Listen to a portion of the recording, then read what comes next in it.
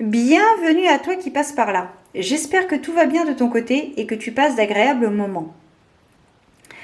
Alors, on se retrouve aujourd'hui pour t'expliquer le nombre de chemins de vie.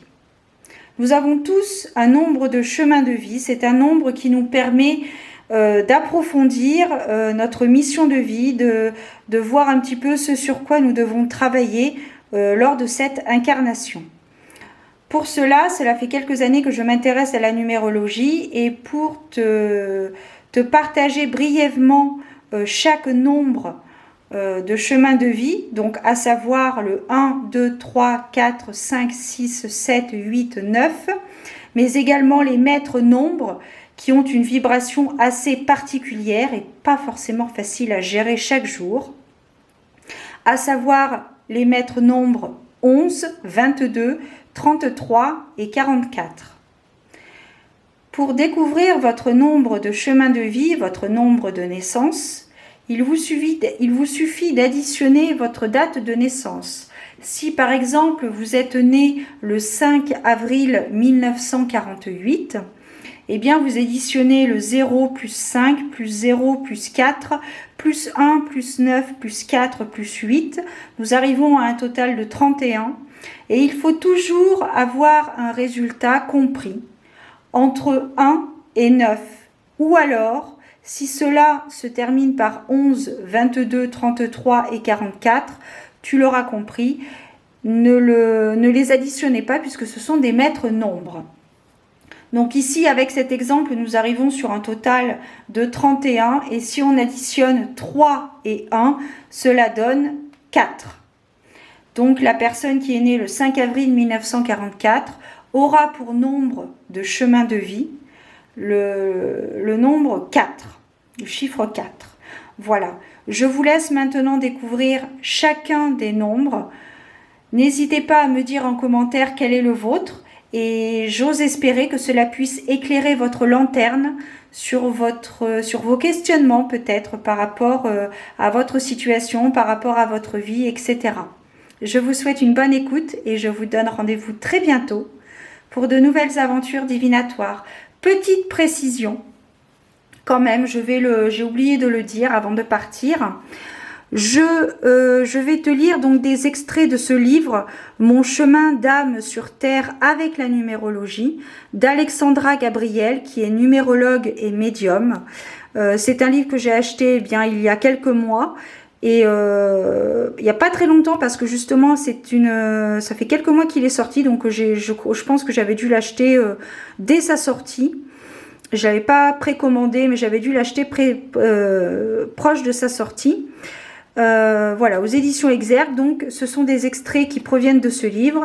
Donc voilà, si cela t'intéresse, eh bien tu peux te procurer soit ce livre, soit d'autres livres en lien donc avec la numérologie.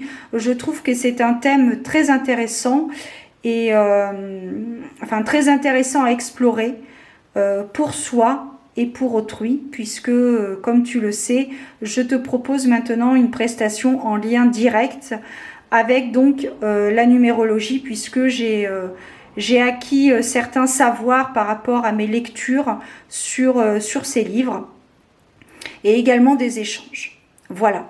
Cette fois-ci, cette vidéo, cette introduction est terminée. Elle est bien assez longue.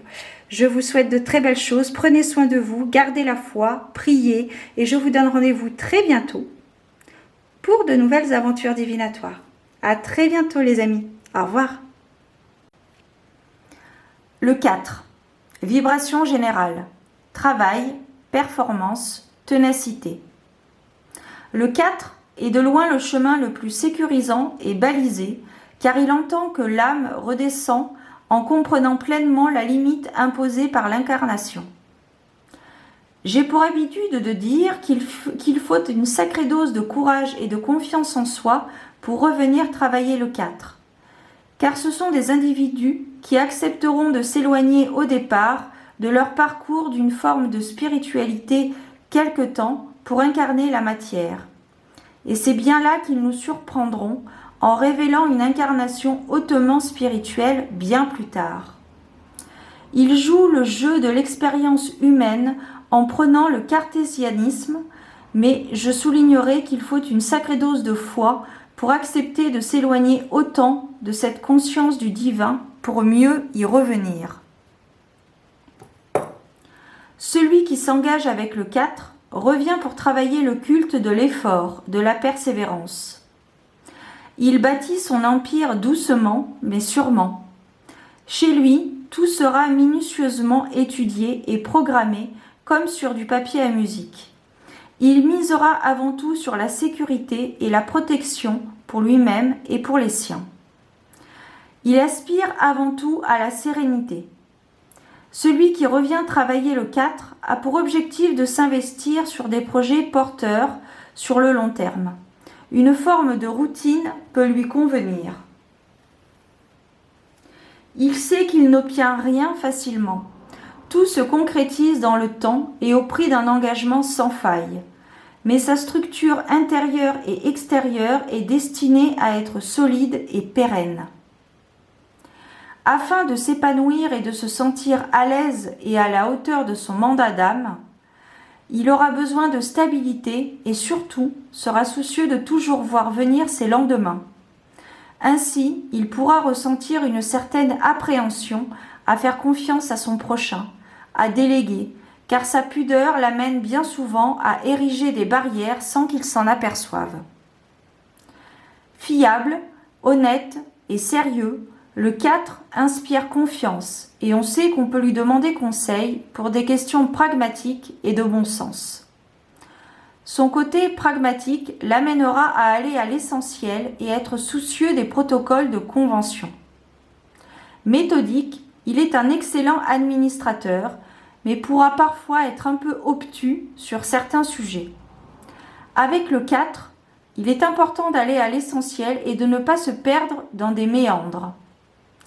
Patient, conciliant, mais parfois peu fantaisiste, les 4 ont du mal à s'ouvrir au bon côté de la vie. Pour eux, on n'obtient rien sans peine. La vie, c'est du sérieux, ce n'est pas un jeu. Toute sa vie, le 4 devra faire preuve d'opiniâtreté et être capable de construire en toute sérénité.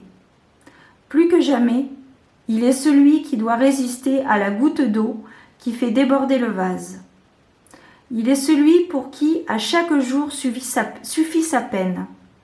Il sera toujours défié sur sa capacité à maîtriser une situation sans se rendre malade, à sortir des angoisses, à savoir tempérer pour garder en ligne de mire une stratégie bien rodée.